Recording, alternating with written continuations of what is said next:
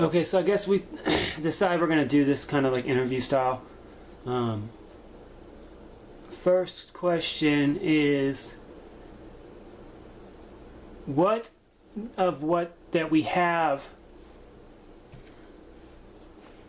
on DVD do you wish that we had on Blu-ray? No, take that back. Of what we have on DVD, what do you wish they would put on Blu-ray that is not out on Blu-ray yet, but they need to hurry the hell up and get it on there?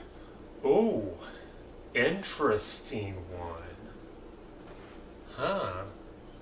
That's an interesting one. Let me think about that for a minute. Well, I can think of a couple right offhand that are ones that I have on DVD that I still have on DVD for the simple fact that they have not released them. Now these aren't necessarily ones that I'm really itching for a DVD release, except for one main one. And I'm gonna have to reach across here to grab it. And that would be the original BBC Lord of the Rings. Now, this was the animated one that was released in the 70s. Oh yeah, Ralph Bakshi, that's right. I forgot his name for a sec. Ralph Bakshi did this. And it's good. It's the original. It's much different than the Peter Jackson version. But the reason why I wish that this was released on Blu-ray is because I have the other ones on Blu-ray. And it'd be nice to finish up the collection. And now, in case you're wondering, I don't have The Hobbit yet, but like we discussed before, I don't want to pay $25, $30 for a movie. So I haven't bought it yet. Plus, I'm waiting until December. I'm probably just going to end up waiting until December until the extended edition gets released and just pick that up. Either that or just wait until the big box set comes out. Yeah, I'm not going to be able to wait 3 years to pick up the movies. Is there anything else that hasn't... I wouldn't mind...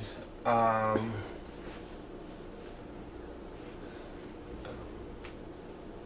is it? JJK. I know that this one will never be released, but I guess there might... No, there probably isn't any possibility. Kids. And the only reason why I really wish that this one was... I kind of wish this one was released on Blu-ray. I don't care about cleaning up the picture or anything. They're not going to be able to do anything with it because of the way it was shot. There's really not a whole lot of cleanup that can be done. It was shot very kind of gritty documentary style. It's a very rare DVD. It's kind of hard to find. I got lucky. Wow, price tag's still even on that. $4. Yeah, I paid $4 for this thing. But it's hard to find. It's an incredibly hard movie to get through too. Really, really hard to watch. So I guess those would be my two main ones that I can think of. Because most of the stuff that we have on DVD has been released. It's just some of them are kind of hard to find, but they are out there. Like Silent Hill. It's hard to find. But, okay. What is your favorite DVD that you have? And then in the same vein, what's your favorite Blu-ray that you have? Not necessarily your favorite movie, but like that you're like, well, let's put it this way. What's your favorite DVD that you have? Oh gosh. Whether it's got really awesome special features, cool packaging.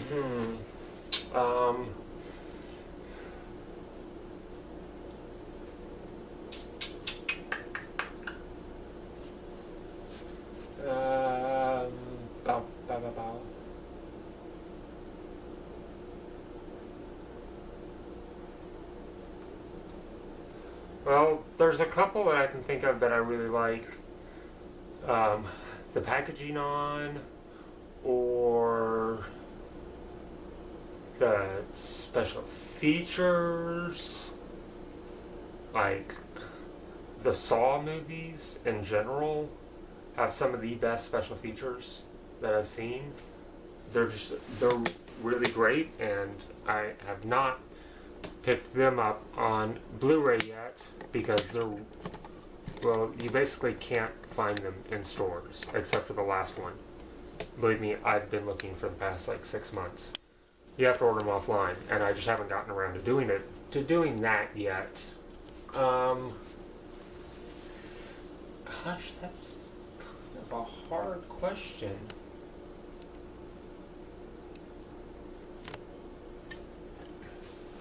Really thought about something like that.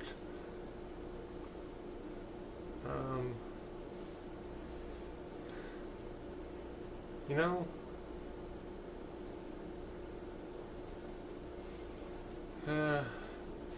know, I think that for this one,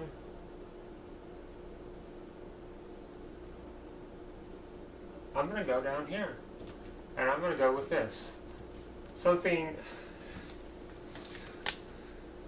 This is the Matrix box set. This is something that I plan on picking up on Blu-ray, especially now that it's starting to get cheaper and cheaper. But I'm not going to get rid of this because I love this. I paid a lot of money for this.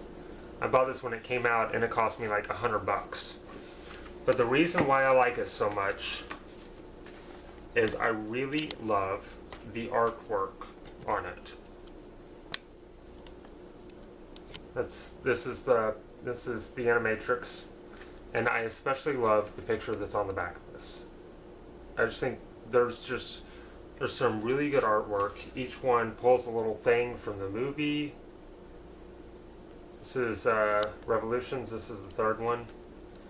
And in case anybody's wondering, yes, I actually understand these movies. I may be one of the only people in the world, besides the Wachowski brothers, or the Wachowski siblings now, excuse me, that actually understands all three of these movies. Especially The Matrix, the one for The Matrix. I just think the artwork is great. It's interesting packaging. I opted to go with this one instead of the one with the bust of Neo because the bust just looked really ugly. But I really like this box set. I like the movies. I'm a big fan of them.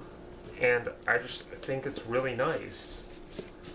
Besides this, probably the only other one that I would think of that I would probably go with would probably be Lord of the Rings, like I showed you before, just because of what it is. I also really liked this packaging, Close Encounters of the Third Kind. It was kind of simple, but hard as hell to get into. Apparently so. But I liked the way they did it. That it flipped up like that. It was interesting. And we do have the movie for it. Yeah. Yeah, all our movies are in our DVD changer. So, yeah. Okay. Now, in the same vein, for Blu-ray, which I was assuming it was probably where you were going to go next, yeah. This one is a little bit easier for me. Now, if we're just talking about ones that I really like and I'm glad we own, I gotta go with this. Lord of the Rings Special Editions on Blu-ray. They look beautiful. I love the movies. And there's so much with this. And the packaging is actually pretty nice. It's separated individually, but I like that. I like that for these they're not all put together.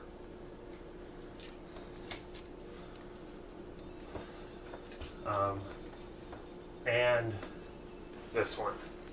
I have to talk about this. This is the Avatar Extended Collector's Edition. This is some of the most beautiful packaging that I've ever seen for a Blu-ray. Out of any that we've gotten. It's, again, kind of hard to get into.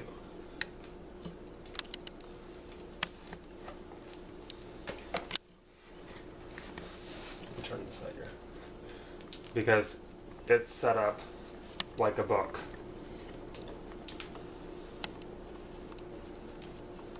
The colors are as vibrant as they are in the movie. By the way, if you're thinking about switching over to Blu-ray or have done so recently, this is definitely one to pick up. And I like how the movies are stored. Pull them out in a little sleeve. I just think it's really great packaging. It's kind of unique, and it's a nice, solid way to put it together. James Cameron really knows how to do things right.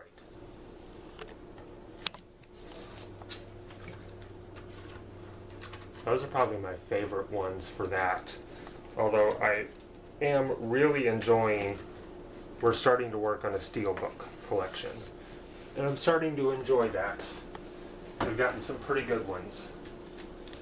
Like, I picked up the first 3 Resident Evil movies, all on Steelbook.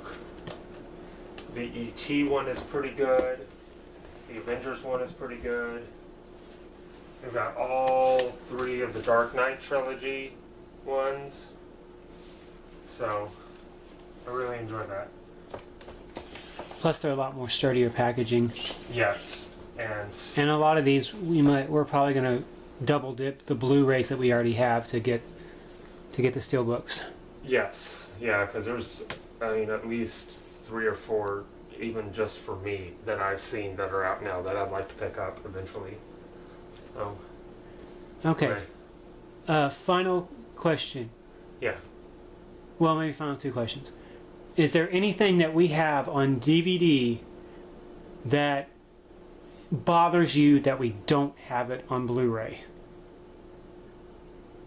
It's out, but it bothers you that we don't have it. When you just look at this wall and like, ugh, why do we still have this on DVD? Why do we not have it?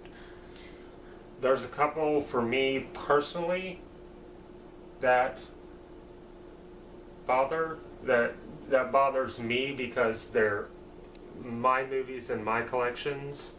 The Saw movies, definitely, all 7 of them. And again, some of these I won't give up, like this one. This was the first uncut edition they did. They didn't do very many of these packagings, and wow, all the blood is gone from in there too. Well, blood. I have Blade on Blu-ray, but I don't have 2 and 3 yet. That bothers me a little bit, that I just haven't been able to pick them up yet.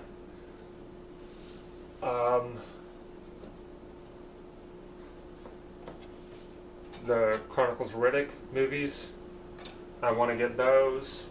Those are also out on Steelbook now, which will be something that I will be picking up eventually. Other than that, the only things that really bother me are some of the trilogies, like the Godfather trilogy, the Die Hard trilogy, Lethal Weapon trilogy. I know why we haven't picked that one up, and I understand. Because they weren't director's cut. Pirates of the Caribbean trilogy, but again, they're Disney, so I'm not paying $17, $20 a piece for them. Those are the main ones that bother me. There is one more, but I'll leave it for you because I know you're going to mention it. I'll leave that one for you. And okay, your final question. What Blu-ray have you picked up and that we own that you're like, oh my god, I cannot believe we have this. I cannot believe I found this. Oh. Something maybe you've been looking for forever and you just happen to come across it in a dump bin, or... I have a feeling that you might be trying to point out something particular to me, and I'm trying to figure out what it is. No, not necessarily. Oh, okay. Well... I'm thinking if you asked me the same question, what I would answer. Well, then I will ask you the same question. There are a few that I couldn't believe that I was able to find. Here is one. This is Dead Sushi. I like Japanese schlock gore horror movies, and this guy is one of the best. This is Noboru Uguchi film, and he has a couple of his movies out on Blu-ray, but you never find them in stores, ever. You have to order them off Amazon, and this is the only one I have because they're kind of expensive. This one I found at Best Buy for 15 bucks. It was a Best Buy exclusive, and I couldn't believe it. And it's awful, it's terrible, and it's awesome. Another one. This one wasn't one that I was like, I wasn't having trouble finding. I'm just really glad I was able to find, and that's Halloween. I would absolutely say my favorite horror movie of all time, even though I really don't consider it a horror movie. I say that because it's become so commonplace. It's a slasher film. I don't consider slasher films horror movies. But it's definitely my favorite, and I think that it's one of the better movies that's been made in quite a while. Even though surprisingly it doesn't make it onto my favorite movie list. But I love it. It's fantastic. I was really happy to find that one. And one more that I just want to mention real quick. This one wasn't one that I was like really happy and surprised that we found, but it's an amazing transfer. This is one of the best Blu-ray transfers for an older movie that I've ever seen. And we have a good amount of older films. But just, it looks like it was made last year, you know? That's how clean it is. It's such a great transfer. The sound is good, everything. So, That, in fact, the movie kicks ass anyway. well, In yeah. a really horrible, cheesy 80s type of way. Yeah, I'll be really happy when they release, if they'll ever release a second one, which I still don't have a date out for. So, I think that's it for me. Your turn. Okay, I'm back because there's one thing that I was going to talk about that I forgot to. And that is these. Now, we have all 15 seasons of South Park, but I started picking, I actually got the first couple of these from you, Michael, and I started trying to find more. These are the collection, South Park collection DVDs. There's Timmy, Insults to Injury, The Chef Experience, Christmas Time in South Park, which this was my favorite one that I owned because I had Shin Pokemon on there. Winter Wonderland, and this one was just Volume 3. Now, I don't know for sure how many I'm missing. I think of these, of the little volume ones like this, I think there were 6 of them. So I'm missing like 5 more of these. And out of these, the themed ones, I think there's one that I think there's 1 or 2 that I'm missing. But I'm always on the lookout for these because they've been out of print for a while. I don't know exactly how long, but They've probably been out of print for at least 10 years. yeah. Yeah, they were released very early, and especially since I don't think there's anything past the 3rd or 4th season on any of them. So that's just something that that's a small little collection that I've kind of been working on off and on. Because those are so rare and out of print, because that before the seasons came out, that was the only way you could get South Park. Yeah, and for a long time, that's the only way that I had any South Park was I had those, because I didn't have any of the seasons. You know, it was like Christmas time in South Park when I moved down here. I'm like, oh my gosh, Michael has all the seasons, yay! But that's just something I wanted to mention real quick.